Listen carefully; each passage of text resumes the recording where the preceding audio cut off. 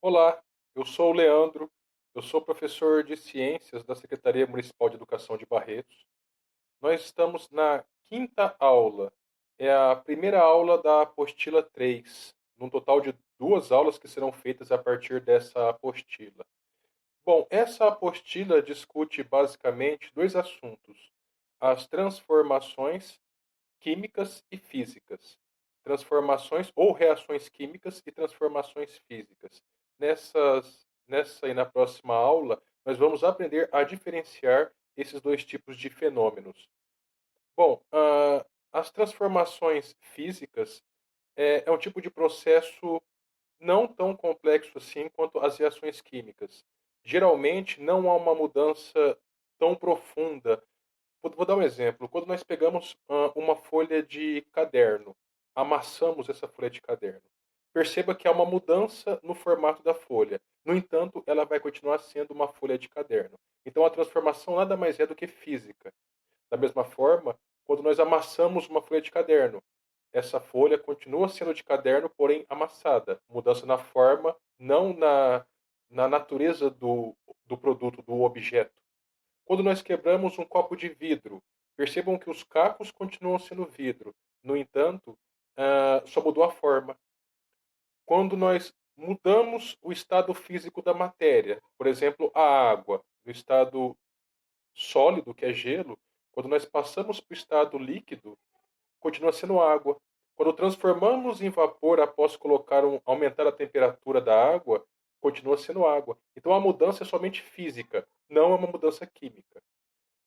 Bom, eu falarei sobre as principais mudanças físicas, especialmente da água, mudanças de estados físicos da água, mas darei outros exemplos também.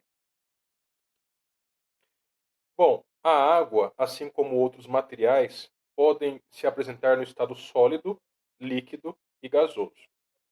Vou começar com a primeira transformação, que é de sólido para líquido. O nome desse processo é fusão. Bom, nessa figura nós temos logo na parte superior, no desenho Dragon Ball, a fusão do Goten com o Trunks, formando o Gotenks. Dos significados da palavra fusão é junção, é união. Nesse caso de transformações da água, a fusão está se referindo a uma mudança, a uma transformação. Então, o gelo derretendo seria o processo de fusão. Um outro exemplo aqui, nós temos muitos metais passam por fusão. Aqui nós temos o minério de ferro. Esse minério elevado a partir da elevação da temperatura, ele funde, ele passa de sólido para o estado líquido, fluido, conforme observamos nesse caldeirão aqui. Após isso, com a mistura de outros compostos, nós podemos pegar esse ferro e dar forma para ele, como nesse exemplo aqui, vergalhões da construção civil. Ou podemos construir portas, janelas, equipamentos, peças de computadores, notebooks, celulares, fone de ouvido, chaves. Bom, o próximo processo, de líquido para gasoso, vaporização. A vaporização, por sua vez, ela pode se dividir em dois grupos: a ebulição ou a evaporação. A ebulição é um processo turbulento, é um processo onde tem a fervura. Como nesse exemplo de baixo, nós injetamos energia, muito calor no fogo, no fogão, e ocorre a formação de bolhas.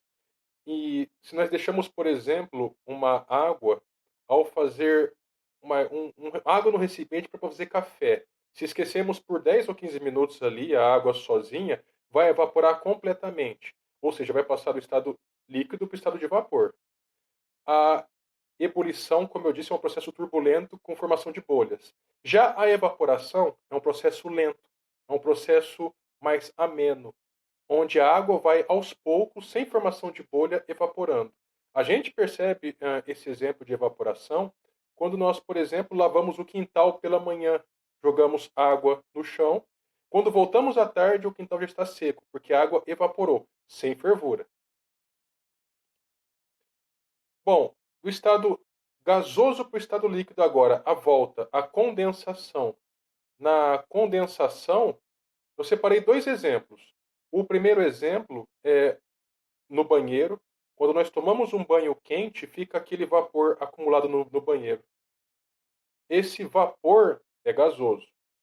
O espelho, o vitrô, o vidro do banheiro, ele se encontra numa temperatura um pouco mais baixa, ele é um pouco mais frio. Essa água em forma de vapor em contato com esse espelho, e deixa de ser vapor e passa a ser líquido e começa a escorrer gotas de água líquida. Então, esse é um processo de condensação, transformação de água em estado de vapor para líquido. Observamos também em alguns copos, em dias abafados, aquele calor com grande umidade do ar, quando nós tomamos algum líquido, pode ser água, suco, refrigerante gelado, percebemos que na parte de fora do copo tem aquela transpiração, aquele suor que desce pelo copo. Isso se dá porque essa água que está em forma de vapor no ambiente, em contato com o copo gelado, se condensa, passa para o estado líquido e aí começa a escorrer pelo copo.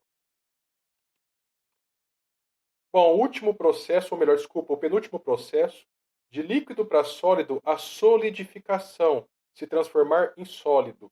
Isso nós observamos quando pegamos algumas formas, colocamos água nessa forma e colocamos essa forma dentro do freezer. Ali essa água vai congelar, ela vai se solidificar. E nesse exemplo que eu passei anteriormente também, nós temos aqui um recipiente, um caldeirão com ferro fundido. Esse ferro nós colocamos numa forma para poder fazer os objetos de interesse das pessoas na sociedade. Isso ele solidifica, ele passa pela solidificação.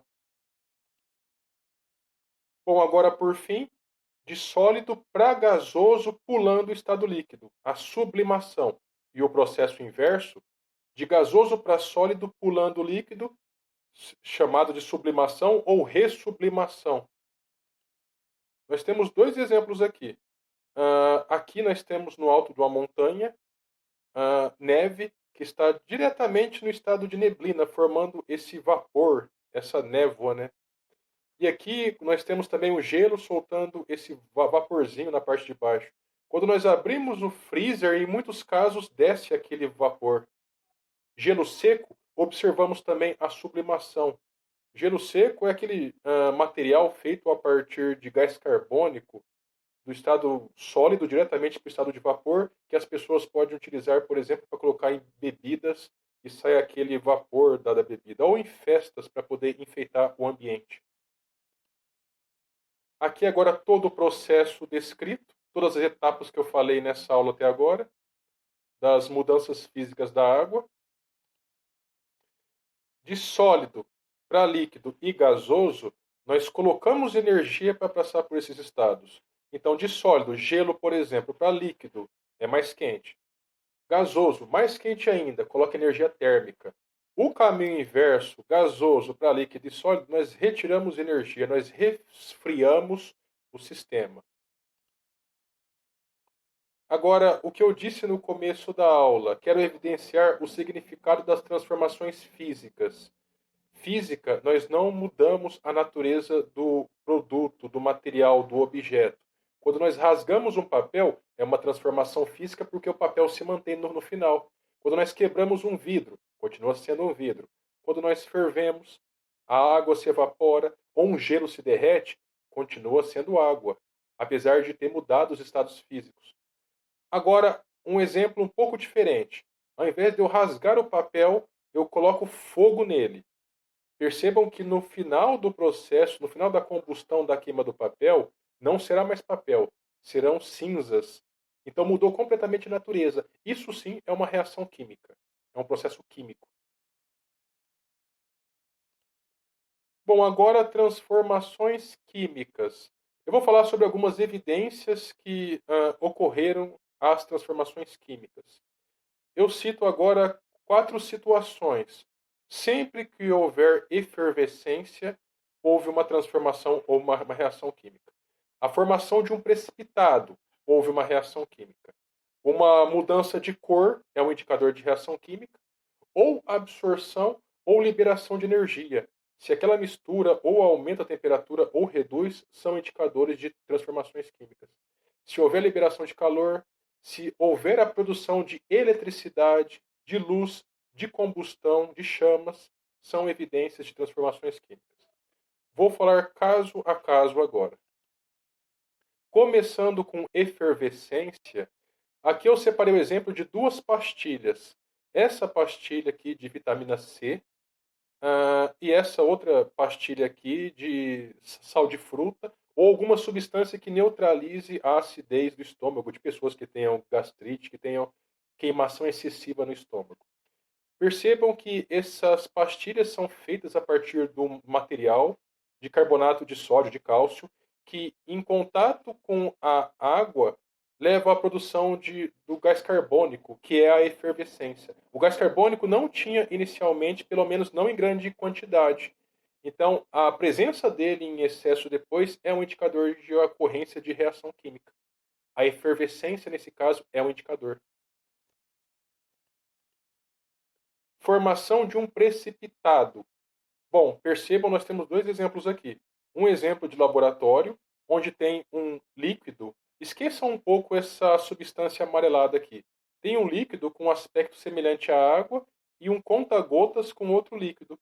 À medida que as gotas são sendo lançadas dentro desse recipiente, vai formando essa substância de coloração amarelada, que pode ser uma substância mais viscosa. Não chega a ser sólida, mas também não é tão líquida assim. Isso é um precipitado. Isso é uma substância com uma consistência diferente, completamente diferente da inicial. Um outro exemplo, talvez mais comum para algumas pessoas, o kefir. O kefir é uma substância que pode ser utilizada para reposição da flora intestinal, oferecer para o intestino algumas bactérias que pode auxiliar no processo de digestão, de produção de vitaminas, aminoácidos e outras substâncias também. O kefir ele pode ser fabricado a partir de leite e colocar um consórcio, ou seja, um conjunto de bactérias ali que vai levar à fermentação desse leite. Essas bactérias vão produzir uma substância ácida que vai fazer as proteínas do leite se separar do soro do leite. O soro do leite é essa parte amarelada aqui. As proteínas é essa parte que está em forma de precipitado. Percebam que está numa consistência mais rígida, mais firme, mais dura. Então, houve uma reação química ali, na fabricação do kefir, e houve a formação de um precipitado. Mudança de cor é um outro indicador de ocorrência de uma reação química, de transformação química. Percebam que esse ferro que está enferrujado, o ferro exposto ao ambiente, a ferrugem nada mais é que uma reação entre o oxigênio do ar com o ferro, com o elemento ferro presente nesse prego. E com a água, a presença de água no ambiente também, por ocasião de chuvas, até mesmo a temperatura do ambiente pode acelerar esse processo. Percebam que a ferrugem são vários compostos. Como nós podemos observar aqui, tem um composto cor de laranja, um outro composto preto. Todos são cores que não tinham inicialmente, em decorrência da formação dessa ferrugem. Um outro exemplo de mudança de cor e uma reação química, uma transformação química, a Estátua da Liberdade, que foi um presente francês para os Estados Unidos. Aqui, próximo da data de inauguração dessa estátua, em 1880, ou seja, 141 anos, perceba a coloração dessa estátua. Ela é feita a partir de cobre e a coloração dela é meio amarelada. Numa foto tirada no ano passado, 2020, já apresenta uma coloração azulada, esverdeada, típica da oxidação do cobre. O oxigênio reage com o cobre, formando esse composto com essa coloração mais característica. Né? Então, evidências de ocorrência de transformação química, mudança de cor. Bom, formação de calor, de luz, chama, são evidências de transformações químicas, como eu já citei. Eletricidade, como na pilha ocorre, tem compostos químicos que estão entrando em contato e estão produzindo uma carga elétrica em movimento, que é a corrente elétrica. Então, a ocorrência de eletricidade é um indicador de transformação química. Bom, nós temos agora algumas questões para serem respondidas na página 22, duas questões. A primeira questão é: com base na explicação do professor, E nas figuras acima, como saber se o material passou por uma transformação física ou química? Bom, resposta. Como eu já disse, evidências de transformações químicas: efervescência, formação de precipitado, mudança de cor, como exemplo prego, a estátua da liberdade, absorção ou liberação de energia, eletricidade como uma pilha, liberação de luz, todas são evidências de transformações químicas. E transformações físicas? Mudança no estado físico da matéria. Lembra da água, sólido, líquido e gasoso? Mudança na forma, mas não na composição química. Eu dei como exemplos rasgarmos ou amassarmos um papel. A forma muda, mas continua sendo um papel. Quebrarmos um vidro. Quebra, ele se fragmenta, mas continua sendo um vidro. A segunda questão da página 22. Por quais transformações físicas a água pode passar? Bom, foi todas essas mudanças que nós discutimos nessa aula. Aqui está o quadro. De sólido para líquido, fusão. De líquido para gasoso, vaporização.